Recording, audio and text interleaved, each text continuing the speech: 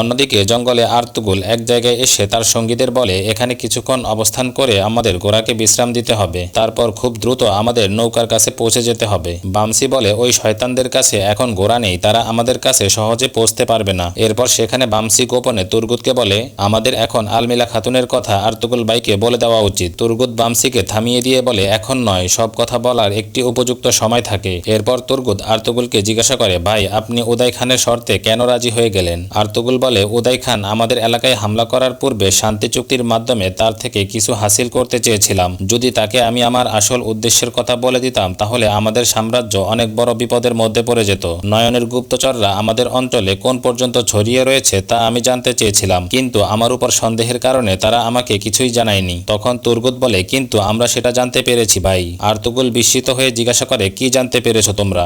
তুরগুত বলে, সেই গুপ্তচররা শুধু আমাদের অঞ্চলেই প্রবেশ করেনি, বরং আমাদের বসতি পর্যন্ত পৌঁছে গেছে। আলমিলা খাতুন সে কোনো চামড়া ব্যবসায়ী নয়, বরং সে হলো নয়নের বোন, তার আসল নাম হলো আলঙ্গয়া। এদিকে দেখা যায় আলমিলা খাতুন আর্তুগুলের ছোট ছেলে ওসমানের কক্ষে প্রবেশ করে। আলমিলা ওসমানকে উদ্দেশ্য করে বলে, তোমাদের সবাইকে আমি মেরে ফেলবো, তোমার ভাই, তোমার বাবা, এমনকি পুরো কাবিলাকে আমি তছনছ করে দিব, কিন্তু এখন আমার সর্বপ্রথম শিকার হবে ওসমান তুমি। এটা বলে সে ওসমানের গলা চেপে ধরে। অন্যদিকে জঙ্গলে আর্তুগুল বামসি ও তুরগুতের কাছ থেকে এই কথা শোনার পর বলে, আমাদের হাতে সময় নেই, শীঘ্রই আমাদের কাবিলায় পৌঁছতে হবে।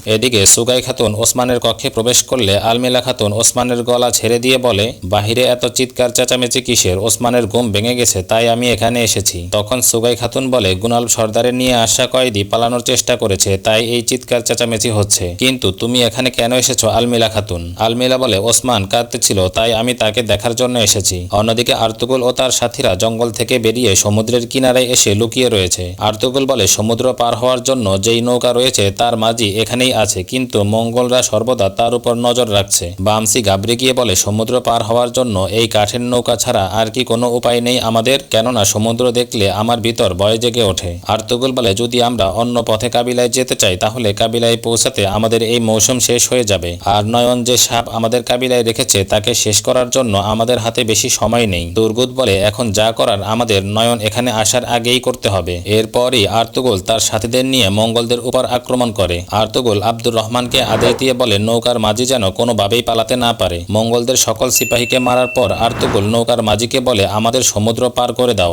মাঝি বলে, তাহলে নয়ন আমাকে মেরে ফেলবে জনাব। আর্তুগুল বলে, আমি তোমাকে এর যথাযথ মূল্য দিব, তারপর তুমি নিজের নৌকা নিয়ে যেখানে ইচ্ছা চলে যেও। তাই নয়ন এখানে আসার আগে আমাদের নিয়ে চলো। অতঃপর তারা নৌকায় করে সেখান থেকে রওনা করে। এদিকে মঙ্গলদের গুপ্তচর কাবিলা থেকে পালাতে গেলে কাবিলার সিপাহীরা তাকে পুনরায় ধরে ফেলে। সেখানে এসে আলমিলা খাতুন সিপাহীদের বলে, তোমরা একে মেরে কেন ফেলছো না? সিপাহীরা বলে, আর্তুগুল বাই কাবিলায় এসে নিজ হাতে একে শাস্তি দিবে, ততক্ষণ পর্যন্ত এ বন্দী থাকবে। অন্যদিকে নয়ন ও তার সিপাহীরা সমুদ্রের পাড়ে এসে দেখতে পায় আর্তুগুল নৌকায় করে চলে যাচ্ছে। নয়ন রাগান্বিত হয়ে একা একা বলতে থাকে, উদয় খানের সাথে গাদ্দারি করার পরিণাম তুমি শীঘ্রই ভোগ করবে আর্তুগুল। এমন একদিন আসবে যেদিন আমি নিজ হাতে তোমাকে হত্যা করব। সন্তানদের মৃত্যুর খবর পাওয়ার পরও যদি তুমি মারা না যাও, আমার এই তলোয়ার তোমাকে টুকরো টুকরো করে দিবে। এখানেই এই পর্বের সমাপ্তি ঘটে।